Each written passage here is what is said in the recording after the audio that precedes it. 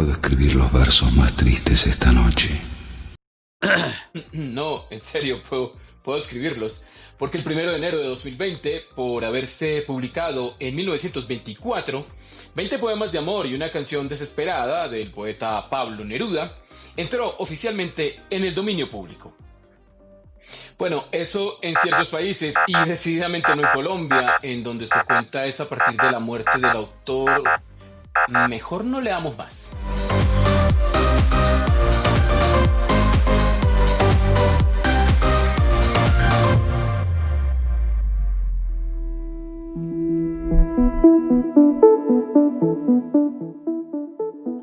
El tema del copyright es complicado y, de nuevo, depende de cada país establecer las reglas.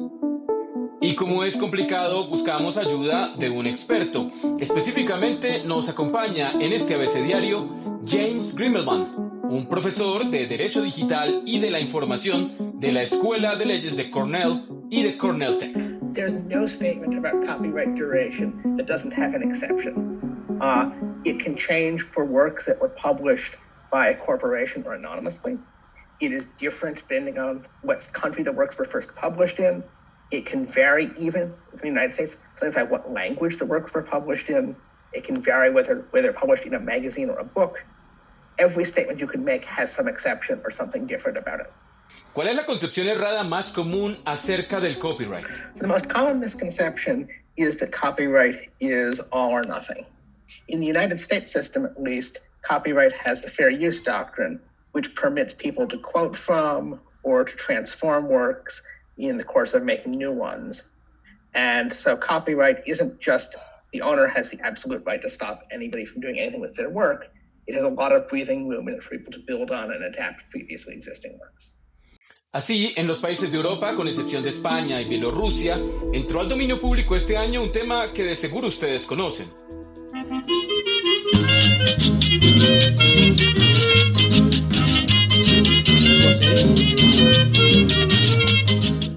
Eso es porque esos países reconocen la expiración de la protección del copyright 70 años después de la muerte del autor. En Canadá son apenas 50, no así en Colombia, en donde son 80.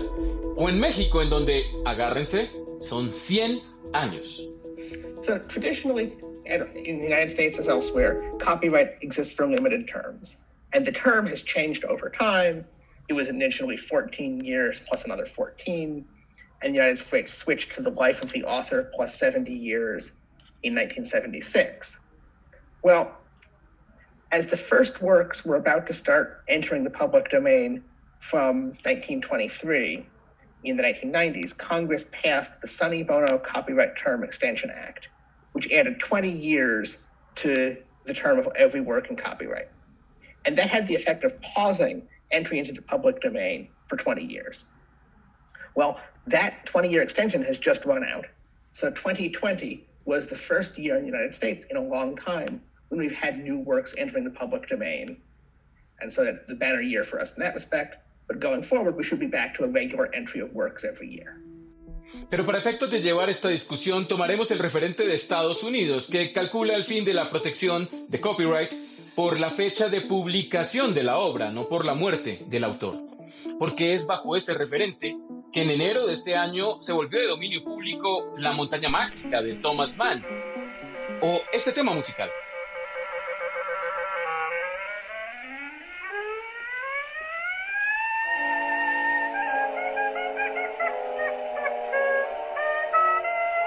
Y es bajo ese referente que en enero de 2021 entrarán al dominio público nuevas obras como El Gran Gatsby. So, some works, like the works of Shakespeare, have been in the public domain for a very long time. Others, like Sherlock Holmes, are fascinating because they're partly in the public domain and partly not. The stories were published over a period of years, and some of them are and some of them aren't. What we are coming up on is the big years when recorded music and films took off. In the 1920s and 30s, you have the foundations of huge amounts of American and worldwide popular culture. And those works are immensely valuable. So the Mickey Mouse cartoons are coming up. And those are the things that will start coming into the public domain gradually year by year. And that was the original thought. That was why the copyright term extension was needed, to keep those works under copyright.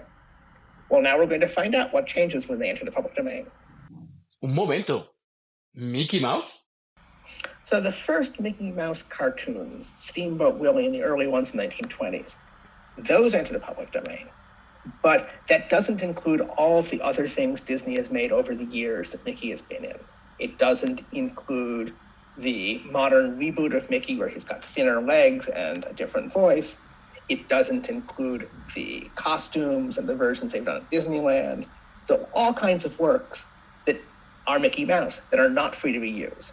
What you could do is you could copy Steamboat Willie and distribute that. But you shouldn't go out and just copy everything else Mickey Mouse is in.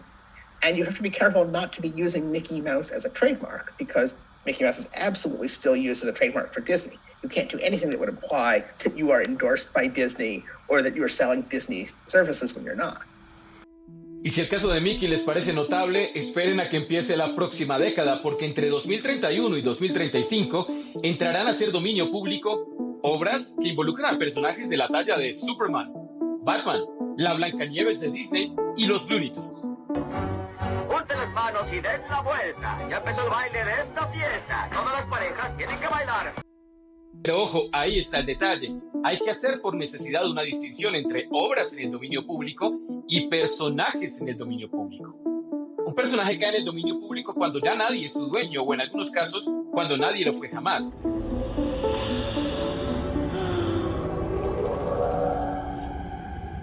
Welcome to my home.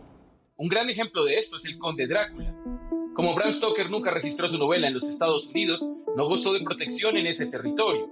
Sí lo hizo en el Reino Unido, pero solo por 50 años tras la muerte de Stoker en 1912. Por lo tanto, desde 1962, libro y personaje entraron al dominio público, y por eso es que pasan cosas como estas.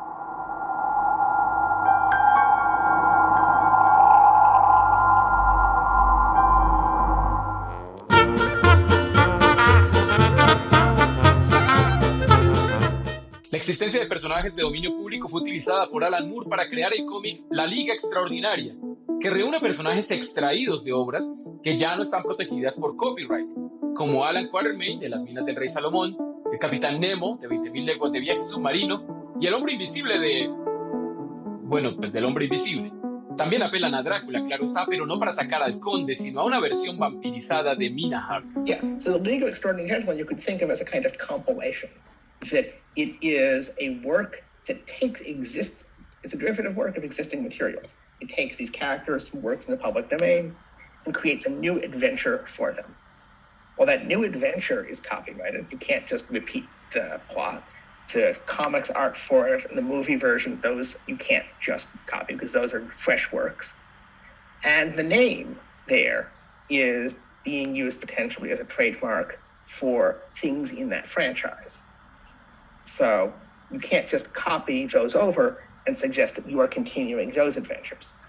Now, of course, you could take the characters and write your own fan fiction. That can be justified as fair use, provided you transform it enough and you're careful about noting you're not the same as the people who are selling the movie.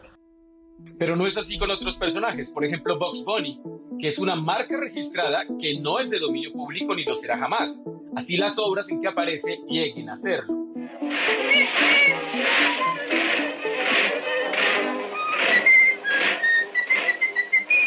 En el caso de Mickey Mouse, el corto en el que hizo su primera aparición entra al dominio público en enero de 2024, con lo que usted podría, hipotéticamente, proyectarlo en un cineclub, por ejemplo. Pero Mickey como marca seguirá siendo propiedad, trademark, de Disney, y eso evita que otros lo exploten para sacar beneficio monetario. Trademark can be indefinite. It goes and continues as long as the trademark owner is still using the mark to identify its goods or services.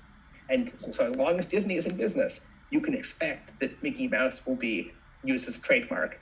And you can't confuse him to confuse people about your affiliation with Disney. Entonces, ¿qué importa? Preguntan desde la fila de atrás. Bueno, importa, porque liberar obras que ya cumplieron su ciclo estimula la creatividad de autores que pueden aproximarse a ellas de manera segura, adaptarlas y renovarlas. Así, en el contexto adecuado, intenciones creativas sinceras e innovadoras podrían salirse con la suya y producir incluso su propia película de Batman. If you make your own Batman film, and you don't try to make money with it. And you are clear about that, and you put your own significant creativity into it. I think that under United States fair use law, you can do that. It's a very different question if you're going to release it publicly and start competing with the studio. But if you're making a genuine fan work, I think there's a lot of room in copyright law for you to do that. En términos sencillos, el copyright existe para dar protección a una obra y así estimular a los creadores a producir trabajos originales. Pero se le pone un vencimiento para asegurarse también de que no permanezca encerrado.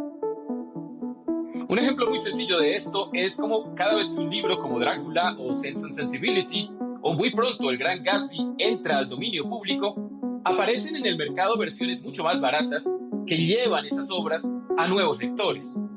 A veces, como pasó con la película It's a Wonderful Life, una obra que fue un fracaso en su momento gana exposición al entrar al dominio público y se vuelve en todo derecho un clásico. Grimmelman explica que en esta época conectada es más importante que nunca proteger las propiedades intelectuales sin cortarles las alas a los lectores, espectadores o usuarios que con su participación pueden enriquecerlas y elevarlas con fenómenos como la fanfiction. Fanfiction is a wonderful example of how internet has changed creative practices.